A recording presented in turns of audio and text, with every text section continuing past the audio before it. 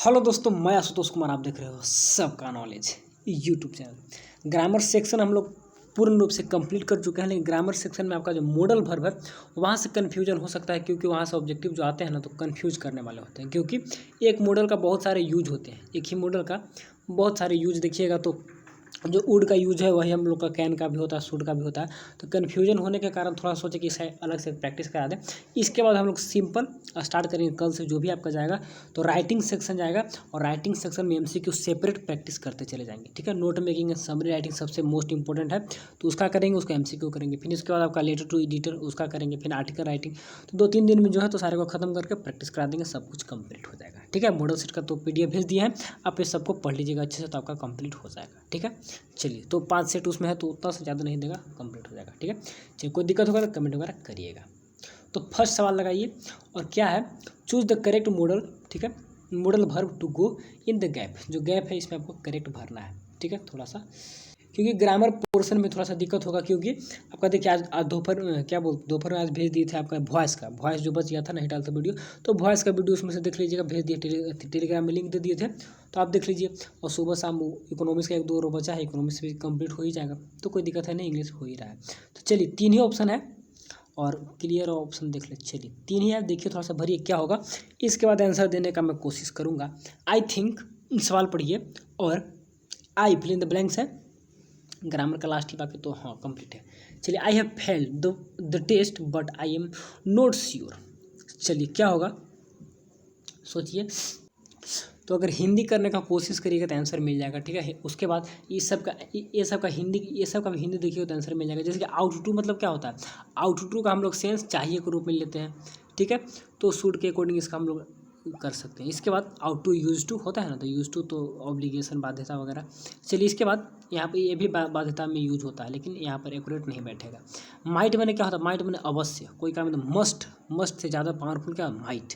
ठीक है, तो यहाँ पर तो मतलब कुछ पावरफुल थिंग्स को दिखा रहा है। इसके बाद सेल क्या दिखाता है, सेल फ्यूचर के बारे में कोई बताता है, इतना कुछ है। चलिए, तो आई थिंक आई सेल मेरे अनुसार, ठीक है, आई सेल है फेल, मैं फेल हो जाऊंगा द टेस्ट। ठीक है, द टेस्ट में। ठीक है, but I am not sure, लेकिन मैं श्योर नहीं हूँ। श्योर नहीं है तो ये तो होगा नहीं। ठीक है ना, आउट टू चाहिए हमें, फेल हो जाना चाहिए इस टाइप से। आई है मुझे फेल हो जाना चाहिए, तो होगा नहीं। तो सेंस मिलाइएगा तो आंसर मिल जाता, कोई दिक्कत होगा नहीं। ठीक है, आप बनाए होंगे तो ठीक है, नहीं तो कोई दिक्कत नहीं, इसको सोच लीजिए। चलिए, नेक्स्ट सेकंड। ठीक है, हो गया, दिख रहा है। चलिए, वी हैव टू रस।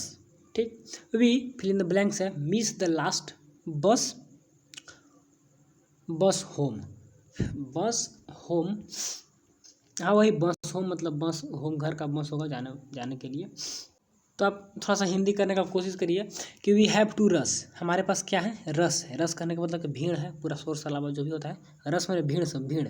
ठीक, वी हैव या वी क्या है, नीडंट और कुडंट और क्या है, मस्ट नोट के मसंट लिखा है। तो मिस द लास्ट बस होम, तो हमें लास्ट बस एकदम छोड़ना नहीं चाहिए, एकदम क्या है, मस्ट यहाँ पर होगा ना, कि नहीं छोड़ना चाहिए। हमारे पास क्या है, बहुत भीड़ है।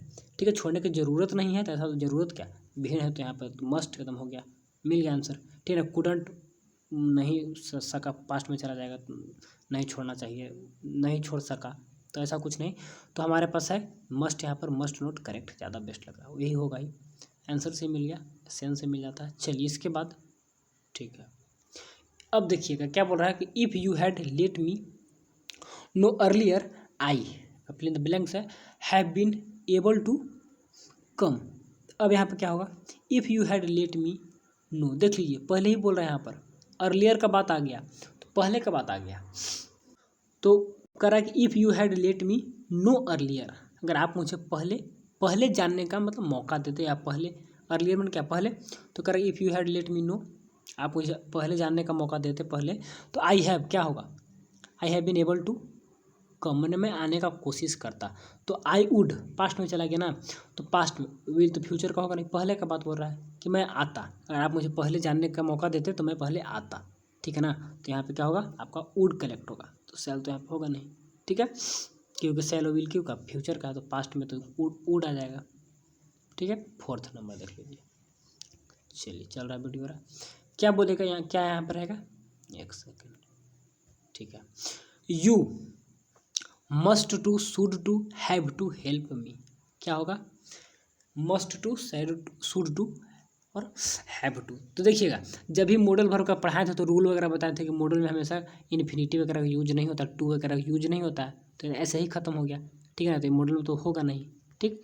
अब ये मॉडल तो है नहीं, तो इसमें हम लोग कर सकते हैं, तो हैव टू यहाँ पर होगा, you have to help me, मुझे या तुम्हें मुझे हेल्प करना ही होगा। हैव टू मैंने क्या होता है, करना ही होगा, ठीक है ना। तो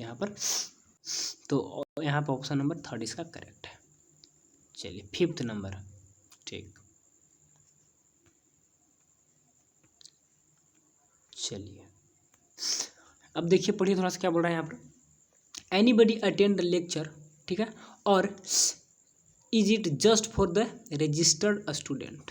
तो कह रहा कोई भी यहाँ पर, तो यहाँ पर देखिएगा तो एनीबडी अटेंड द लेक्चर से कोई सेंस मिल नहीं रहा है।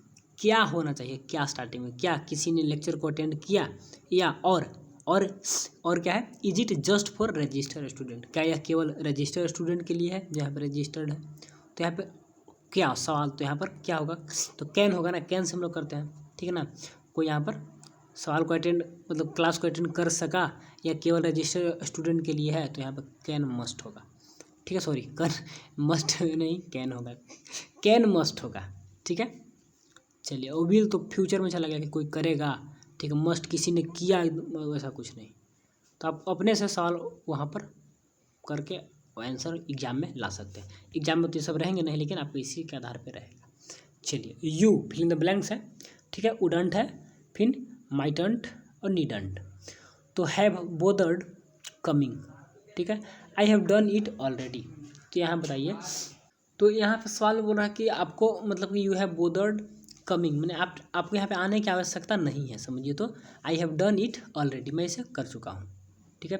तो जब वह कर चुका है, आने की आवश्यकता है नहीं, तो वुडंट तो देखिए पास्ट में चलेगा नहीं। क्यों नहीं चलेगा, क्योंकि अब पहले क्या आपको आने की आवश्यकता नहीं था, तो ऐसा तो कुछ बात है नहीं, तो इसको तो करेंगे नहीं। इसके बाद माइट में और नीड में हम लोग को दोनों में डाउट होगा, क्योंकि नीड में आपको आने की ज़रूरत, ये भी हो सकता है आपको आने की ज़रूरत नहीं थी, ठीक है ना, हम यहाँ पर ऑलरेडी, तो ऐसा। लेकिन आपको क्या है, माइट नोट ज़्यादा एकदम बाध्य कर दिया, ठीक है ना। तो ऑब्लिगेशन आ गया, तो ऑब्लिगेशन बाध्यता है कि नहीं, आपको कोई आवश्यकता नहीं है, हम यहाँ पे ऑलरेडी पहले से काम कर चुके हैं, ठीक है। तो यहाँ ऑप्शन नंबर ज़्यादा करेक्ट होगा, ठीक। First thing. सेकंड थिंग यहाँ पे देखिएगा तो ये आपका मेन वर्ब के रूप में भी काम करता है, ठीक है। तो मेन वर्ब के रूप में यहाँ पे काम कर रहा है बोदर्ड, ठीक है ना, चिंता करने के बाद। तो दो मेन वर्ब तो होंगे नहीं, तो इसीलिए यहाँ भी ध्यान दीजिएगा एग्जाम में कि कैसे कैसे क्या हो रहा है, ठीक है ना।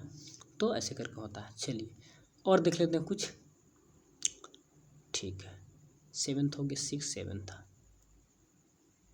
If there is an age restriction then you, और उसके बाद should, shouldn't, shall not go in as you are too young.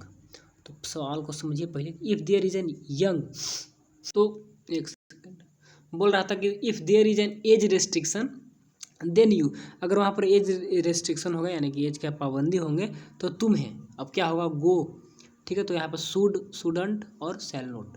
तो go in as you are too young, तो आप काफ़ी यंग हो, तो क्या तुम्हें तो वहाँ पर नहीं जाना चाहिए, सलाह ही देगा ना, ऐसा होगा। तो शुडंट हो, शुड नॉट, शैल नॉट। तो यहाँ पर शुडंट क्लियर है कि सलाह दे रहा है, एडवाइस दे रहा है ना, तो सही होगा, ठीक है।